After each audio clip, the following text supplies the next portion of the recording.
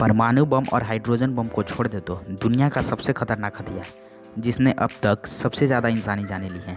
जी हाँ, हम बात कर रहे हैं AK-47 यानी AK-47 की। AK-47 वही हथियार है जिससे कि हर साल 1 से 2 लाख इंसानी जाने जाती हैं।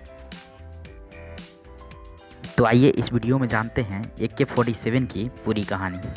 AK-47 की जन्म से लेकर आज तक का सफ़र।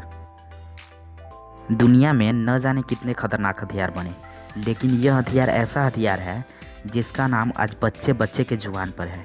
AK-47 पिछले 10 सालों में शायद सबसे खतरनाक हथियार बना रहा। पिछले 10 सालों में इसने लाखों जानें ली हैं।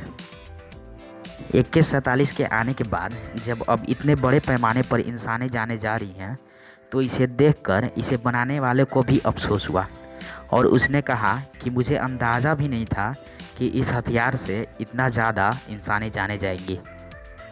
हथियार देश की सेना के लिए बनाया गया था, देश की फौज के लिए बनाया गया था, लेकिन यह हथियार देश की सेना के हाथों से निकलकर आतंकवादियों का भी सबसे बेहतरीन खिलौना बन गया। दुनिया भर के जितने भी आतंकवादी संगठन हैं जो कि यूनाइटेड नेशंस के लिस्ट में बने हैं, वे लोग जितने भी हथियार यूज करते हैं उनमें से सबसे ज़्यादा जो हथियार यूज होता है वो है AK-47। AK-47 की जन्म की बात करें तो यह बात तब की है जब सोवियत संघ और जर्मनी के बीच दोस्ती हुआ करती थी, लेकिन जब विश्व युद्ध शुरू हुआ तब 1941 में हिटलर की सेना ने सोवियत संघ पर हमला कर दिया और दोनों की दोस्ती देखते ही देखते दुश्मनी में बदल गई। उस वक्त सोवियत संघ की रेड आर्मी में एक शख्स काम करता था जो टैंक का मैकेनिक था। वह टैंक के साथ साथ ही चलता था, जिसका नाम मिखाइल क्लाशनिकोव था। मिखाइल क्लाशनिकोव 17 भाई बहनों में से एक था। इसका बचपन काफ़ी गरीबी में गुजरा था। इसे मशीनों के साथ खेलने का शौक़ था। मशीनों के साथ खेलने का शौक़ ही इसे सोवियत संघ के रेड आर्मी में भर्ती कराया था।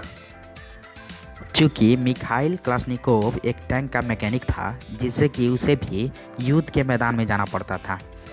इसके बाद मिखाइल क्लाशनिकोव को भी हॉस्पिटल में भर्ती कराया गया, जहां पर उसके साथ साथ सोवियत संघ के आर्मी को भी भर्ती कराया गया था। वहां पर सोवियत संघ के जवान आपस में बातें कर रहे थे कि अगर हमारे पास बेहतर हथियार होते तो इस तरह से हमारे ज़्यादा जवान शहीद नहीं होते। पहले के हथियार उतने अच्छे नहीं होते थे। कितने हथियार तो ऐसे होते थे जो कि ऐन वक्त पर धोखा दे जाते थे, जिससे काफ़ी जवानों की जानें ऐसे ही चली जाती थीं। ये सब बातें मिखाइल क्लाशनिकोव को चुभ गई। उसे लगा कि अगर हमारे पास बेहतर हथियार होते तो दुश्मन के साथ और बेहतरीन तरीके से मुकाबला कर सकते थे, और ये बात उसके दिमाग में घर कर गया। जब वह हॉस्पिटल से घर आया तो उसकी ये हालत नहीं थी कि वो फील्ड में जा सके, लेकिन वहाँ की सेना ने उसकी हालात को देखते हुए उसका सपोर्ट किया। मिखाइल क्लाशनिकोव एक हथियार बनाना चाहता था, तो वहाँ की सेना ने भी उसे इसकी इजाज़त दे दी। इसके बाद वह हथियार बनाने के काम में लग गया और फाइनली 5 साल की मेहनत के बाद 1947 में एक हथियार का डिज़ाइन वह तैयार कर लिया, जो कि काफ़ी बेहतरीन था, जिसे सोवियत संघ द्वारा अवार्ड भी दिया गया था। इसके 2 साल बाद सोवियत संघ ने मिखाइल के इस डिज़ाइन को अप्रूवल दे दिया और फिर इसके काफ़ी टेस्ट और प्रैक्टिस करने के बाद सोवियत संघ ने माना कि यह हथियार काफ़ी बेहतरीन है।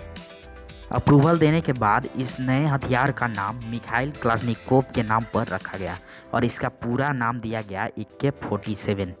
अब AK-47 क्या? AK-47 में 47 जो कि 1947 में इसका डिज़ाइन तैयार किया गया था वह वर्ष है, और A से एप्टोमेट होता है और K से क्लाशनिकोव का नाम दिया गया है। एप्टोमेट का मतलब होता है रसिया में ऑटोमेटिक। ऑटोमेटिक के लिए एप्टोमेट का प्रयोग किया जाता है वहाँ पे, इसलिए एप्टोमेट क्लाशनिकोव 47 यानी AK-47।